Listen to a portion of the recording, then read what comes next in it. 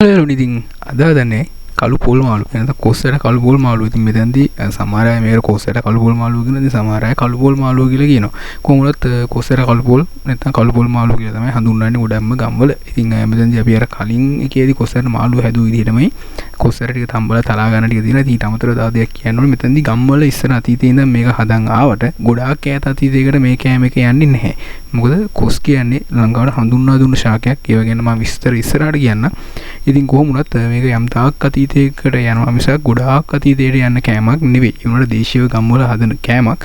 ඒ වුණාට අතීතයේ ගොඩාක් ඈත අතීතයකට යන කෑමක් නෙවෙයි. ඒක අනිවාර්යෙන් මතක තියාගන්න ඕනේ. ඉතින් මෙතනදී කොසර ටික තම්බලා අරගෙන මේ විදිහට ඔයාලා පුළුවන් ඕනනම් මිරිස් ගලක දාලා එහෙම නැත්තම් වංගෙඩියකට දාලා තරමක් දුරට තලා ගන්න. ඊට පස්සේ රම්පේ කරවිංචා කුරුඳු අමු මිරිස් බීලුණු සුදු ලුණු ඒක අවශ්‍ය කරන අමුද්‍රව්‍ය ටික මේකට දාගන්න පුළුවන් ලුණු කැට ටිකක් දාගන්න ඕනේ ලුණු කැට වැඩියෙන් දාගන්න යන්න එපා රස පදමට Tamanට අවශ්‍ය ප්‍රමාණයට දාගන්න ඊට පස්සේ අබගුරු ටිකක් දාගන්න ඕනේ ඊට අමතරව කහකුරු ටිකකුත් අපි මේකට එකතු කරගන්නවා ඉතින් මෙතෙන්දී වෙනස් වෙන්නේ උළුවල් ටිකකුත් දාගන්න මෙතෙන්දී අර මම කලින් කිව්වා කලින් වීඩියෝ එකේදී ආල් ටිකක් බෙදලා ගන්න ඕනි කියලා. ඉතින් ඒක තමයි මේ කෑම එකේදී. මම කොස්සට කළු පොල් මාළුවේදී වෙන වෙනස්කම තමයි ඒක. ඉතින් ගම්මිරිස් ටිකකුත් එකතු කරගන්න.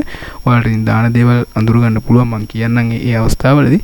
ඔයාලට මෙතන සුදු කැකුළු හාල් ටිකක් ගන්න පුළුවන්. එහෙම නැත්නම් රතු කැකුළු නම් සාමාන්‍යයෙන් ගන්නවා අඩුයි රතු පාටයක සුදු කැකුළු තමයි ගන්නෙ. ඒ ටික රන්වන් පාට වෙනකම් බෙද ගන්න. ඊට පස්සේ ඒක තලා ගන්න ඕනි අපි බ්ලෙන්ඩර් කරගන්න පුළුවන්. එහෙම නැත්නම් වංගෙඩියකට දාලා කොටා ගන්න පුළුවන්. එහෙම නැත්නම් මිරිස් ගලේ අමර ගන්න පුළුවන්. ඉතින් අර ටික රන්වන් පාට වෙන්න බෙදගත්තට පස්සේ අපි මේකට මිරිස් එකතු කරන්න ඕනේ. මිරිස් ටිකත් කබලේ බෙද ගන්න ඕනේ. මිරිස් කුඩුයි තුන පහ කුඩුයි කබලේ බෙද ගන්න ඕනේ. කබලේ කියන්නේ තාච්චියකට දාලා තෙල් මුකුත් දාන්න නැතුව රන්වන් පාට වෙන්න මේක බෙද ගන්න ඕනේ. ඉතින් මිරිස් කියන එකත් ලංකාවට හඳුන්වා දුන්න විශේෂයක්. අතීතේ ඉඳන් ලංකාවේ තිබ්බ එකක් නෙවෙයි. ඉතින් ඒව ගැන අපි ඉස්සරහට ශාක ගැන කතා කරමු. ඉතින් මෙතන දේශීය කෑමක් විදිහට මේක සැලකෙන හින්දා තමයි මේ වීඩියෝ එකත් කරන්න හිතුවේ.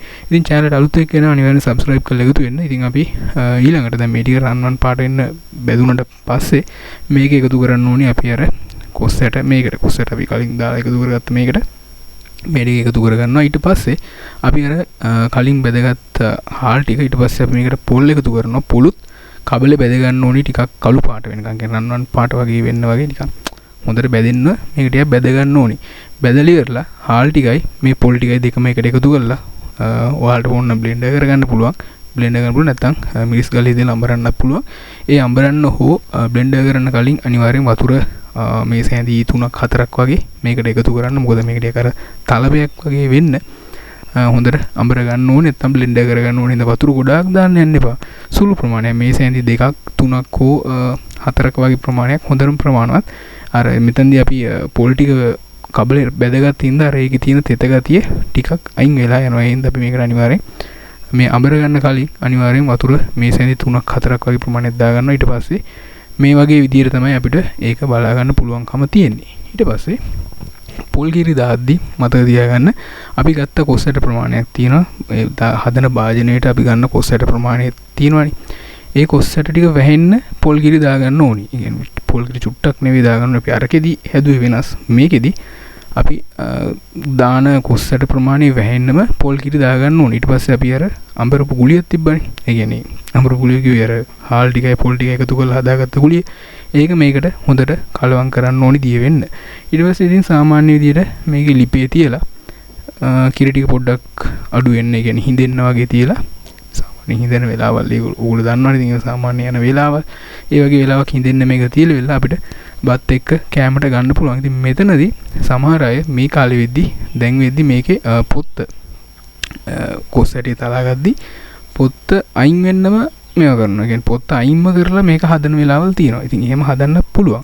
එහෙම නැතුව ඉස්සර හදන්නේ කොස්සටේ පොත්ත පිටින්ම තල්ලා තමයි මේක හදන්නේ. ඒතකොට තමයි මේකේ තියෙන රහ හොඳට එන්නේ. ඉතින් ඒක Tamanට කැමති නම් පොත්ත සම්පූර්ණයෙන් අයින් කරලා මේ විදිහටම හදාගෙන යන්න පුළුවන්. ඉතින් මම කලින් කිව්වද මම දන්නේ සේරත් එකතු කරන්න ඕනේ මේකට.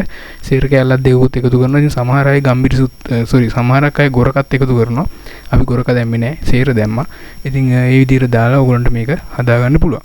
ඉතින් ඕගොල්ලන් අදහස් වෙනවනේ පළවෙනි කමෙන්ට් එකක් දාන්න. මේ දවස්වල කොස් තියෙනවා. ඉතින් ගෙදරදී හදලා කැමරට ගන්න. එහෙනම් අපේ අලුත් වීඩියෝ එකේ ඉක්මනටම හම්බෙමු.